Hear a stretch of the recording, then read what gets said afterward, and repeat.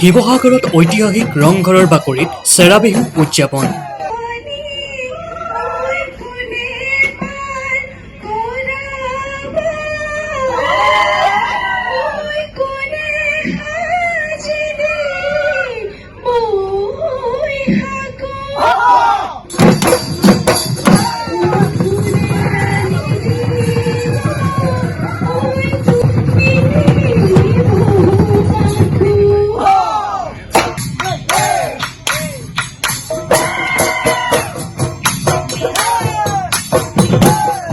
প্ৰাচীন কীৰ্তিচিহ্ন সংৰক্ষণ।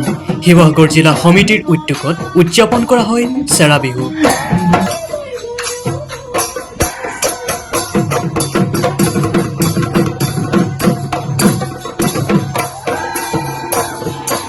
সাত বিহুৰ অন্তিম চেৰা বিহু উদযাপন কৰাৰ লগতে বিহু সম্ৰাট খগেন গগৈলৈ স্বৰ্গদেউ প্ৰমত্ত সিংহ বঁটা আগবঢ়োৱা হয়।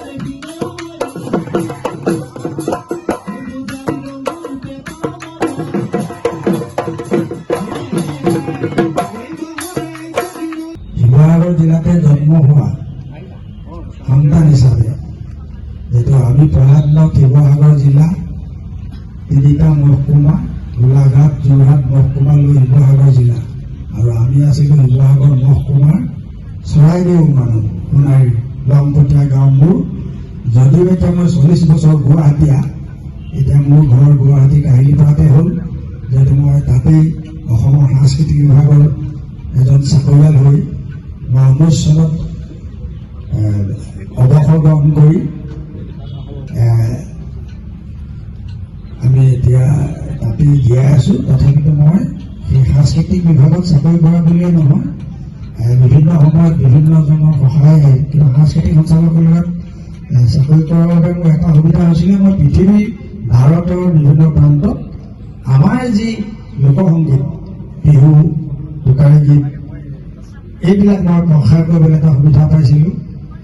আৰু ভাৰত চৰকাৰৰ এটা অনুষ্ঠান আছিলে ICCR, Indian Council for Cultural relation.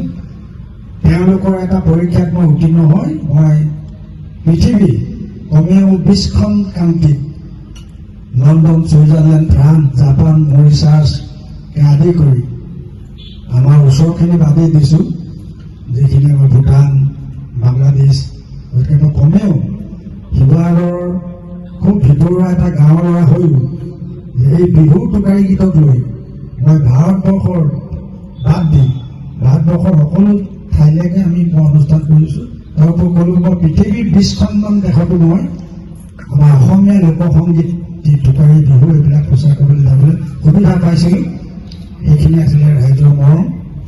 আৰু আজিও মই দেখিলোঁ আমাৰ এই 33 সংৰক্ষণ সমিতি শিৱসাগৰ আৰু আমাৰ সাহিত্য সভা বিষয়ববীয়াকে আদি কৰি আৰু শিৱসাগৰ নগৰৰ যিসকল ৰাইজ, শিৱসাগৰত থকা আমাৰ যিসকল আমাৰ সাংবাদিক আদি কৰি সকলোৱে ইয়াত আহি এই অনুষ্ঠানত সহযোগ কৰিছে। আৰু আমি শিৱসাগৰখনৰ আমাৰ মৰমৰ এতিয়া আমাক পেলাই দিলেগে চৰাইদেউ, হ'লেও মই সদায় শিৱসাগৰ জিলা বুলি কৈ ভাল পাওঁ। গতিকে আপোনালোকক সকলোকে মই সেৱা জনাইছোঁ, শ্ৰদ্ধা জনাইছোঁ। প্ৰাচীন কীৰ্তিচিহ্ন সংৰক্ষণ। শিৱসাগৰ জিলা সমিতিৰ উদ্যোগত উদযাপন কৰা চেৰা বিহুত হুঁচৰি দলৰ হুঁচৰি প্ৰদৰ্শনৰ লগতে কণী যুঁজ প্ৰতিযোগিতা আয়োজন কৰাৰ উপৰিও বহুকেইজন জ্যেষ্ঠ ব্যক্তিক সম্বৰ্ধনা জনোৱা হয়। শিৱসাগৰৰ পৰা ফাৰহান দস্কৰৰ প্ৰতিবেদন, নতুন সময়।